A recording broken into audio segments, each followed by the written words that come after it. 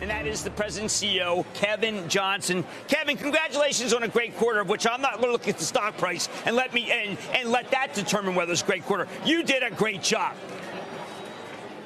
And I want to know how it happened, because you're talking about Jim and David.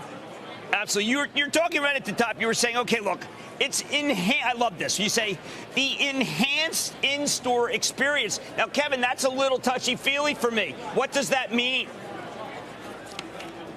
Well, Jim, we've been on a mission to really help simplify things for our Starbucks partners in our stores by automating administrative tasks like inventory management, improving labor scheduling so that our partners can spend more time with our customers.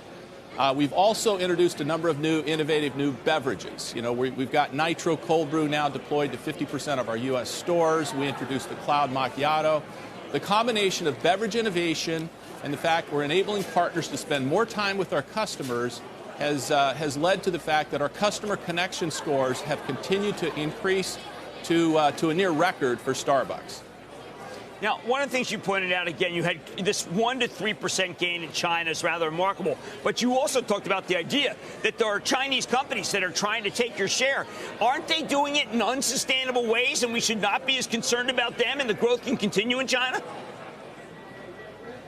Well, Jim, certainly we've been in China for 20 years now, and there is a large and growing addressable market around coffee in China.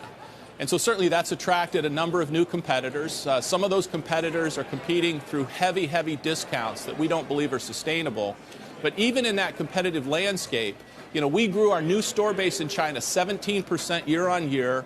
We grew our same store comparable by 3%.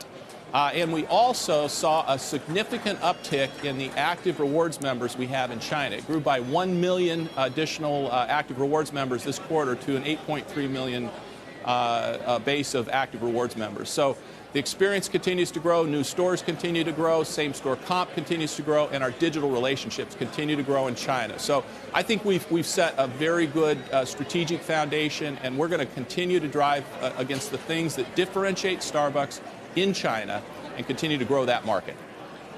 I've spent a lot of 2019 soul searching as someone who's kind of a senior person, about what companies are doing right to be able to control cost, labor, and also make it so their workforce is happy. Why don't you talk about how many people you put through college and why tight labor doesn't mean anything when you treat people the way that people should be treated?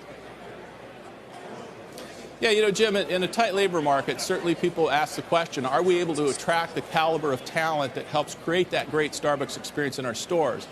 And the answer is we have. And you say, well, why is that? Well, number one, as a company, we provide great benefits to take care of our partners. It started with health care years ago. We provide equity in Starbucks through our Beanstalk program. But a few years ago, when we introduced the College Achievement Plan, where we will have a Starbucks partner who works 20 hours or more a week, has the opportunity to go get an education and graduate debt-free, that has now attracted, we have 12,000 Starbucks partners in the U.S. participating in that College Achievement Plan and attending classes through ASU.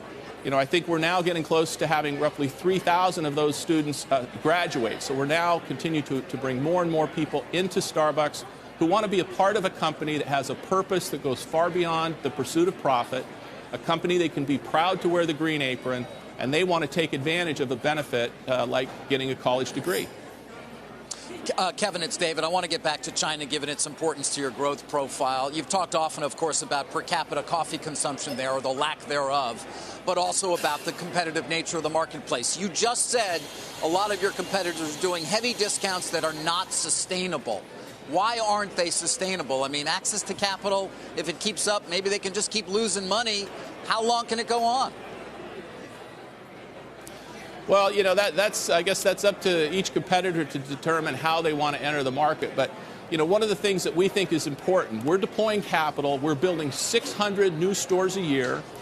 We grew the number of new stores by 17%, and those new stores are performing best in class, which means that we are not only driving the transaction growth and engaging in new customers, but we're also generating the return on invested capital that we believe is sustainable to continue to build new stores at this rate for many, many years to come. So I think it's the combination of you create the experience that allows you to continue to grow your customer base, grow your transactions, and can you do it in a way that's sustainable economically so you can continue to deploy capital, build a great store, and create a great customer experience. Kevin, 18 months ago, people told me, listen, this is all about these different brands. It's Blue this and Blue that and Hill this and Stone that, and that you were Budweiser, okay? Maybe worse, you were Molson, all right? You were going down the drain, and the artisanal people were burying you. What happened? Was it the recognition? Was it the cold drinks? Was it nitro? Why don't I hear about these craft coffee brewers who were supposed to wipe you out, and you were supposed to show negative growth?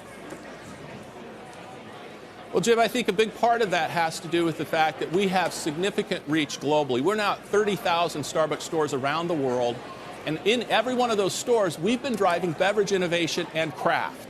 You know, we have a Starbucks Reserve brand with some of the premium single lot, small lot coffees that we bring into to many of our stores. I'm here in a Starbucks Reserve store here today that is all about the Starbucks Reserve brand. But it's also, we've brought that to the broad experience in those 30,000 stores. You know, example would be the innovation that we've done around macchiato.